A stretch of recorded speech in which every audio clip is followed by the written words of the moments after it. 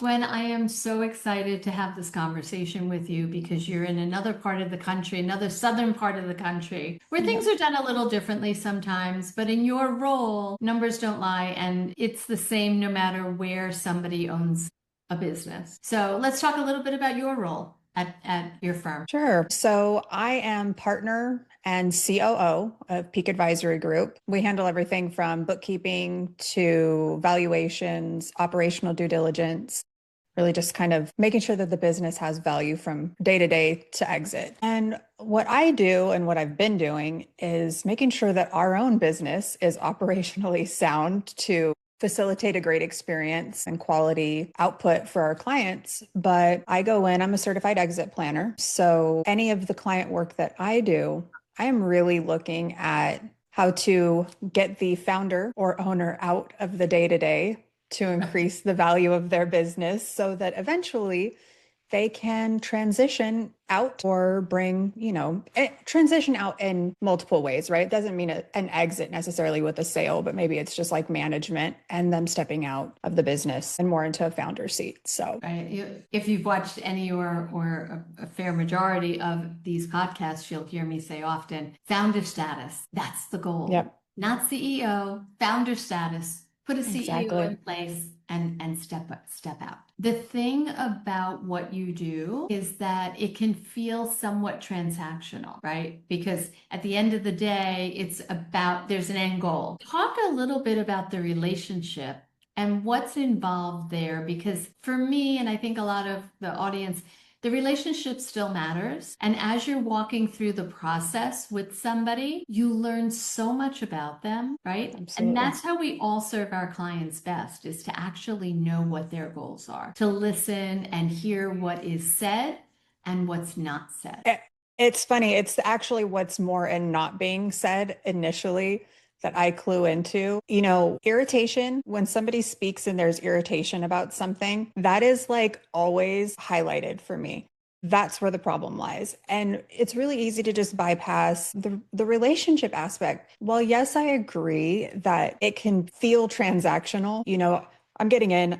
I need to know what the workflows are for this, what things are still relying on you. And there's a series of questions, of course, to like uncover these things, especially in bookkeeping that feels transactional, right? But I mean, when I go in and look at the operations of a business, that's highly vulnerable work for a founder or a CEO. I'm picking apart, in most cases, their baby, the thing that they've created and carried to some sort of level of success. And I'm coming in and asking really highly personal questions. There's actually so much that comes up, so much emotion that comes up in people that you wouldn't look at and be like, oh, those are highly emotional individuals. Why is it triggering so much energy from them? But I mean, knowing them, building a relationship, building trust with them is ultimately how I can help make their business run better. The irritation for sure. And I like to say that I'm kind of like a translator in a business, like understanding how the CEO is viewing their business, what's actually happening, and like bridging that gap. But the relationships matter more than anything.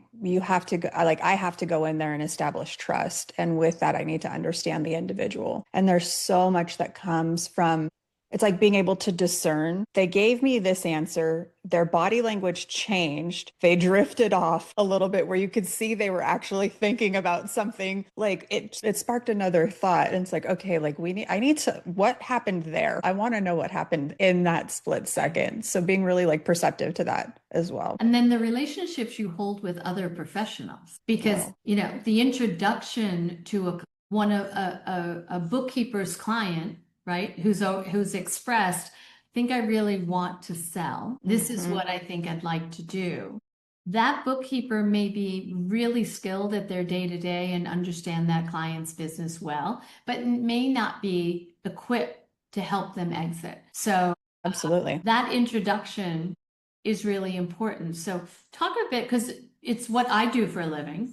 Right? I hmm introduce professionals to support one another through different transactions because we believe in my organization that we're invested in each other's success, not just our own.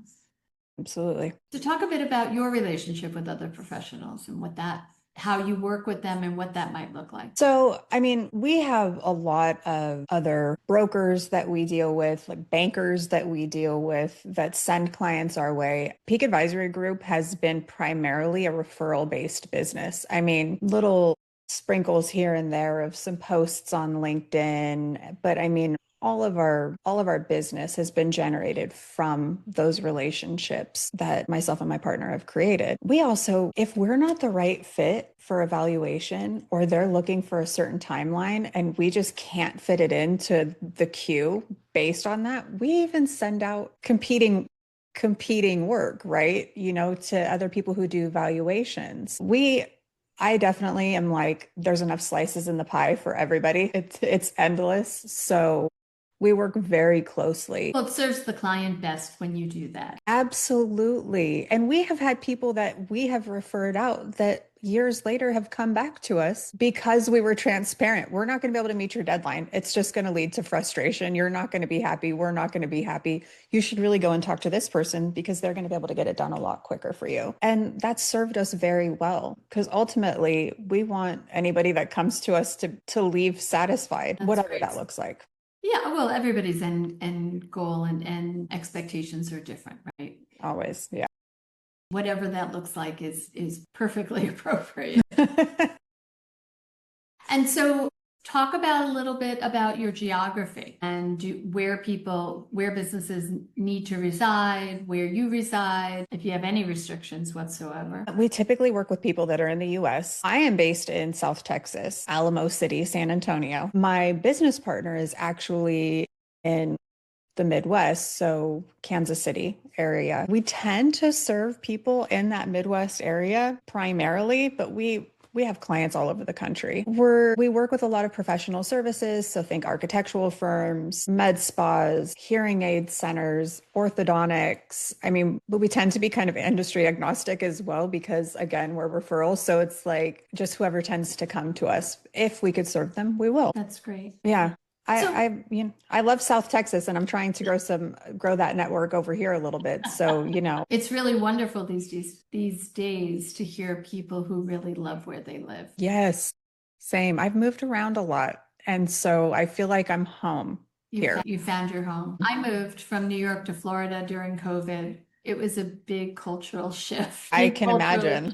But then again, New York was a cultural shift while I was there. It was happening. So, we all should feel comfortable in our own skin and find a place or the place that, feels like home. And there's something character building about moving states, especially, not as a child. When you're an established adult, there's like another layer of character building when you move states. It's huge. You grow, so it forces you to grow in so many ways.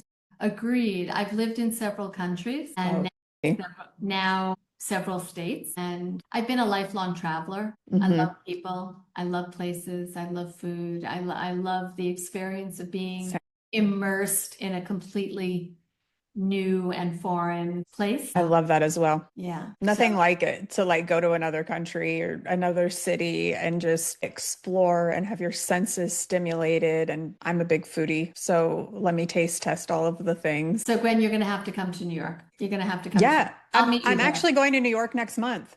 Are you? Well, we'll meet and you might have to explore some of my favorite restaurants. I would love that. I'm literally going to be in New York next month. So I will let you know what dates I'll be there. Great. Well, this was so much fun. It was really nice to meet you. Thank you so much for having me on, and pleasure. People know where to find me.